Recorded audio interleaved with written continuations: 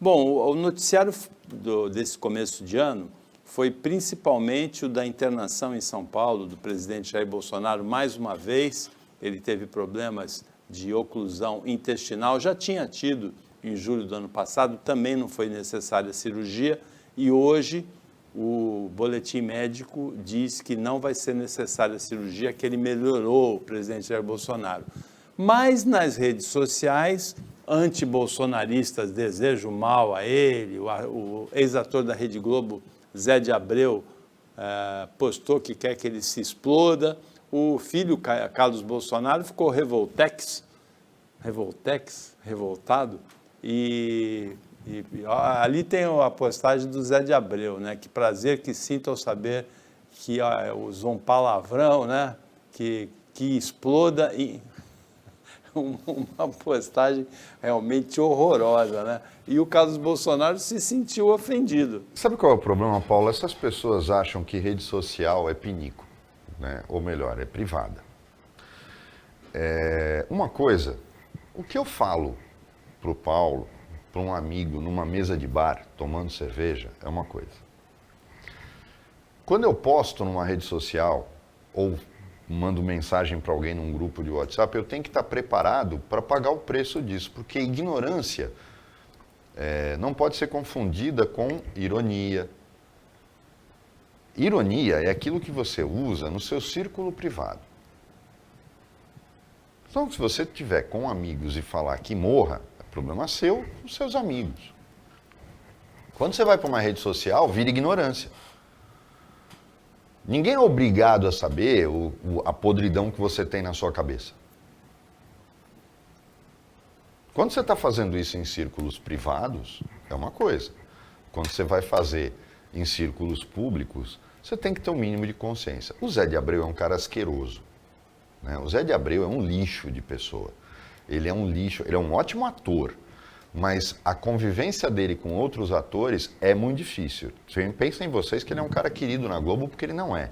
Como tantos outros não são queridos na Globo.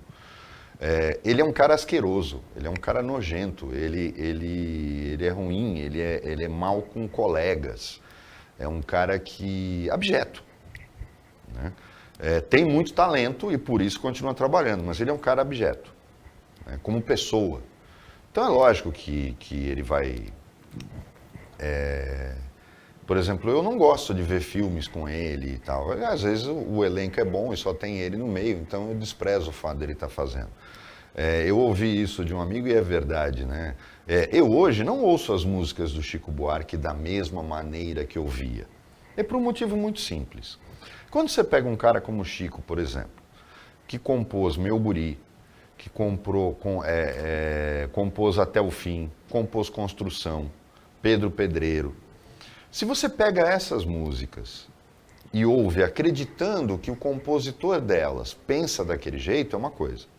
Quando você passa a ouvir essa música sabendo que o cara está na França, usou dinheiro público pra cacete pela Lei Rouanet, e que fala da boca para fora tudo aquilo que ele pensa, porque ele quer que o povo se exploda, você não consegue mais ouvir estas músicas do mesmo jeito, porque soa falso.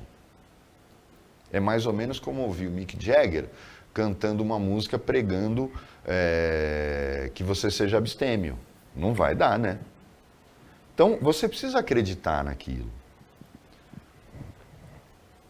Por exemplo, Herbert Viana e Renato Russo, com todos os defeitos que o Renato tinha e que o Herbert tem, são caras que acreditam naquilo que escrevem. Eu gosto deles como letristas, porque eles viveram aquilo que eles escreveram. O Renato escreveu e o Herbert ainda escreve. Quando você nota, por exemplo, por que eu gostava, sempre fui um cara apaixonado pela música mineira, eu sempre deixei isso claro. Quando você pega uma letra do Ronaldo Bastos, como O Sal da Terra, quem conhece o Ronaldo Bastos, quem conheceu o Fernando Brant, parceiro do Milton e autor de letras como Travessia, Canção da América, Bola de Meia, Bola de Gude, Certas Canções, Maria Maria. Esses caras acreditavam naquilo que eles escreviam. Essa poesia não vinha do nada, não vinha do tipo, vou fazer uma letra bonita para que as pessoas gostem, mas não é o que eu acredito. São pessoas que viveram aquilo que escreveram, Paulo. Todo mundo sabe, por exemplo, é um cara que eu convivi pouco, mas conheci e me dei assim, vi a pessoa maravilhosa que ele era. O Tavito, que teve uma letra dele, que fala de Belo Horizonte, foi considerada a música que a cidade elegeu como símbolo. E olha que isso nós estamos falando do Clube da Esquina, né? Para você ter uma música entre tantos compositores que fosse escolhida como uma música símbolo da cidade, justamente o Tavito era aquele cara que fez a letra de Casa no Campo junto com o Zé Rodrigues, que fazia as letras dele, chegou até a produzir disco do 14 Bis. Eu cheguei a ter contato com ele, inclusive trabalhando, uma pessoa gentilíssima. Essas pessoas eram autênticas. Quando você pega uma pessoa como o Zé de Abreu, como o Chico Buarque, esses caras vivem uma coisa que é um personagem para os outros, mas para si eles são egoístas. Quer dizer, aquele cara de esquerda que quer que o povo se exploda. A verdade é essa. O Zé de Abreu traveste a sua própria ignorância, o fato dele ser mal, a sua falta de caráter, dizendo que ele é esquerdista e que ele odeia a direita. Não, é que ele é mau caráter. Não existe esquerda ou direita para um boçal como esse, né? Ele é abjeto, né? Na verdade, ele é a versão esquerdista do Carlos Bolsonaro, do Eduardo Bolsonaro, do Jair Bolsonaro. Nada mais é do que o outro lado dessa moeda. E se você não tem a menor simpatia por um lado, não pode ter pelo outro.